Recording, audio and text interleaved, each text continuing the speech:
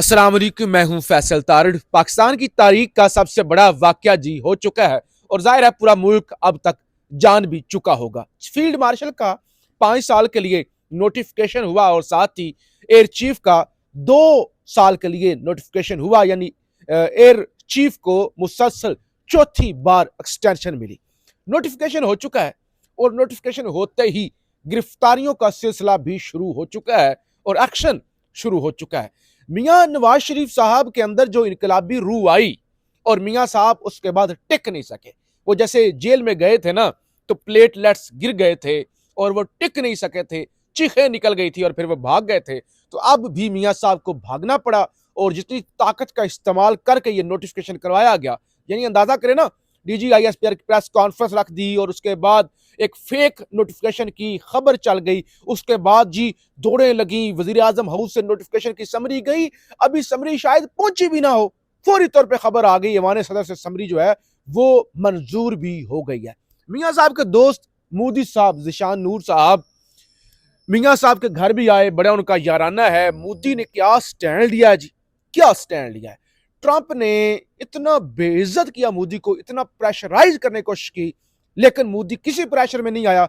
और ट्रंप ने कहा कि आप रशिया से तेल खरीदना बंद करें, तो मोदी ने कहा कि एब्सोल्युटली नॉट। और मोदी ने आज दिन को पुतिन को नई दिल्ली बुलाया हुआ था। ये आज दुनिया की तारीख का एक और बड़ा वाकया था।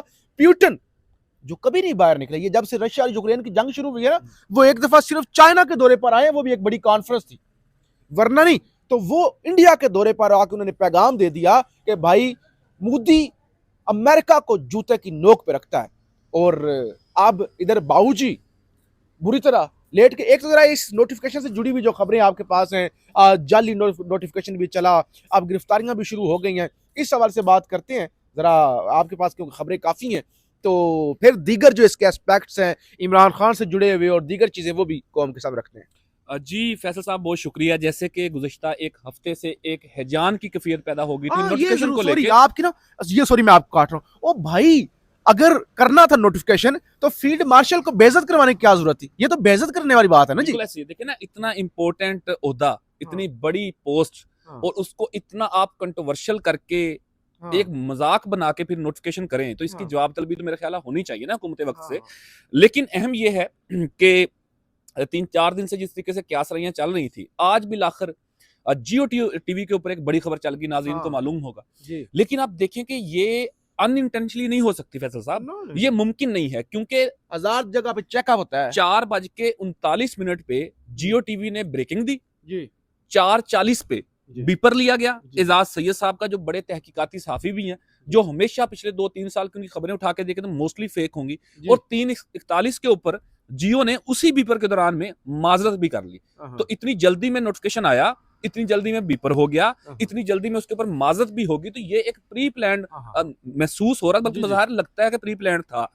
इसके ऊपर देखिए ना जी, इतने अहम ओहदे के हवाले से हमारा भी डायरेक्ट वास्ता है ना सीडीएफ साहब से ना। हाँ, हाँ, हाँ, हमारे भी वो चीफ हैं, हमारे भी फील्ड ये मार्शल हैं, फौज लेकिन के चीफ हैं हमारे। फौज के भी चीफ है, हमारे मुल्क के हाँ, सिपहसालार वही, हैं। तो एक इतना बड़ा ओहदा जो है वो कंट्रोवर्शियल कर देना, जी, इसके जी, ऊपर इनकी क्लास ली जानी चाहिए हुकूमत वक्त की।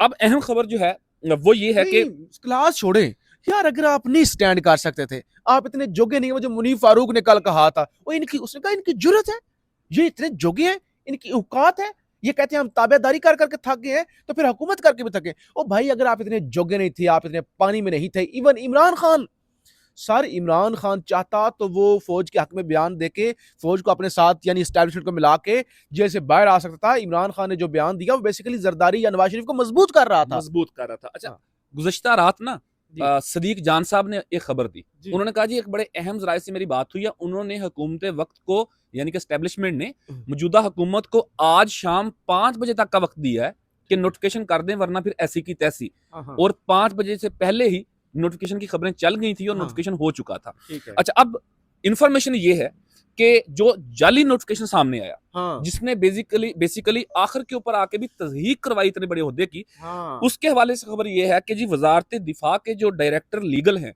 लेफ्टिनेंट कर्नल कफील खान, उनको हटा दिया गया है। ठीक है, नहीं, उनको वज़ारत हटा दिफा के के अंदर से अगर ये हुआ है तो फिर ये हुकूमत ने तो नहीं किया होगा, ये अगर सर्विंग सर्विंग है या रिटायर्ड है? सर्विंग है जी, लीगल डायरेक्टर है लेफ्टिनेंट कर्नल कफील खान, नहीं, उन्हें वो हटाकर, ख्वाजा आसिफ के कहने पे तो नहीं कर सकते यार, नहीं जैसे भी हुआ बहरहाल अंदर से उन्हें हुआ जो भी उन्हें हुआ। उन्हें हटा दिया गया हाँ। और उनकी जगह पे लेफ्टिनेंट कर्नल जहाद हुसैन को वजारत दिफा में नए डायरेक्टर लीगल तैनात किया।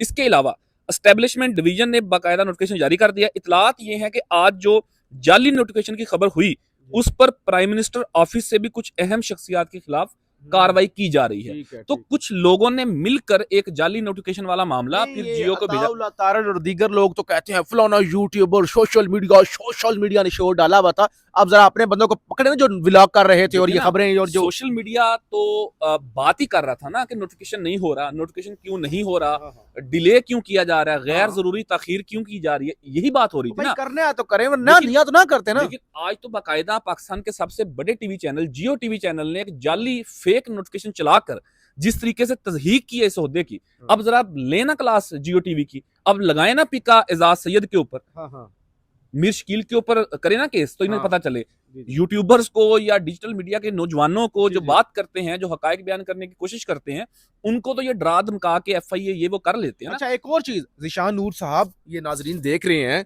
आज भी हम अडयाला थे, आप भी साथ थे, सारे दिन हम रिपोर्ट करते रहे। अताउल्लाह तारड़ ना वो आए प्रेस कॉन्फ्रेंस करने के लिए, आजम नजीर तारड़ भी, हमें लगा पता नहीं ये क्या करने लगे हैं, कोई फील्ड मार्शल के हवाले से क्या स्टैंड लेने लगे हैं, क्या ऐलान करने लगे हैं।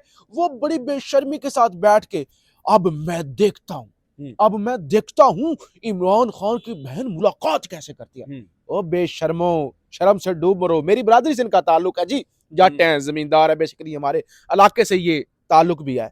वो कोई शर्म होती है, कोई इनके बड़े होते ना, काश इनके बड़े होते।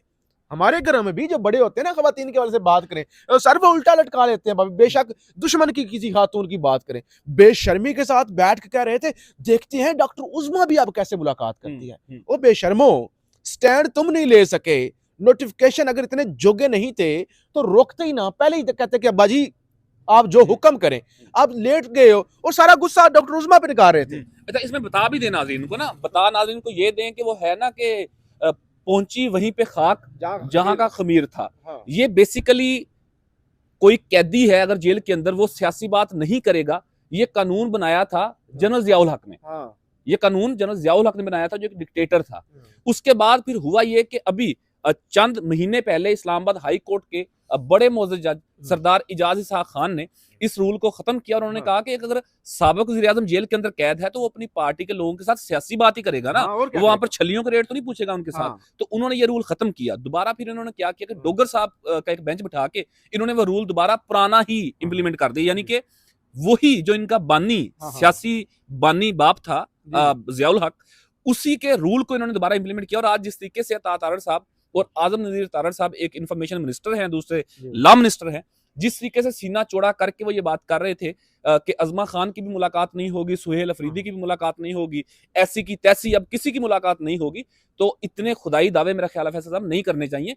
मियां नवाज शरीफ भी जब कैद थे यहीं पे अडयाला जेल के अंदर, उसके बाद कोट लखपत जेल के अंदर, तो ये भर भर के गाड़ियां 30-30 लोग मिलने जाया करते थे। वहां से मियां नवाज शरीफ सेनेट के टिकटों के साइन भी करके दिया करते थे। उस वक्त इन्हें याद नहीं था कि सियासी गुफ्तगू नहीं करनी। अब अगर मियां नवाज शरीफ जेल के अंदर हैं तो वो सियासी बात ही करेंगे ना यार। अच्छा ज़ीशान नूर साहब, एक चीज तो पूरी कौम के सामने रजिस्टर्ड हो गई ना, खान जिस मौके का फायदा उठा सकता, खान जेल के अंदर बैठ के, जेल के अंदर मौत की चक्की आप कह रहे ना, उसके अंदर वो 75-74 साल की उम्र में बैठ के उसने आज़ादी के साथ, वो आज़ाद एक जो स्टांस होता है ना, कैद में बैठ के उसने ये लिया। और ये गुलाम आज़ाद बैठ के MNAs होते हुए, वजीर आजम होते हुए स्टैंड जो है नहीं ले सके। अब फील्ड मार्शल की जनाब 5 साल के लिए तकर्री होगी, या CDF भी वो बन गए हैं और आगे एक्सटेंशन भी हो सकेगी, और आइन के अंदर वो पूरी तरमीम हो गई है। हो सकेगी नहीं जी, बता देना नाज़रीन को कि क्या कहा अच्छा, राना सनाउल्लाह खान साहब ने, जरा पढ़ देना नाज़रीन। जी, उन्होंने बताया ना जी, राना सनाउल्लाह ने, कि अब वो उम्र वाली हद भी खत्म हो गई। पहले था ना कि आर्मी चीफ 64 साल तक आर्मी चीफ रह सकता है। कोट अन कोट जो कहा, उन्होंने कहा जी 5 साल के बाद, यानी कि अब से शुरू होकर जो 2030 तक फील्ड मार्शल हैं, उसके बाद यानी कि 2030 के बाद 5 साल के बाद आर्मी चीफ की दोबारा भी तकर्री की जा सकती है। तो वही है ना कि उम्र दराज मांग लाए थे 4 दिन, 2 आरजू में कट गए, 2 इंतजार में, अभी 5 साल तो पूरे होने दो यार, फिर उसके बाद की आप बाद में कर लीजिएगा। तो ये इस तरीके से इनकी सोच है कि यार जितना चलाना है चलाते जाओ, हमारा इक़्तिदार जो है वो तवील होता जाए।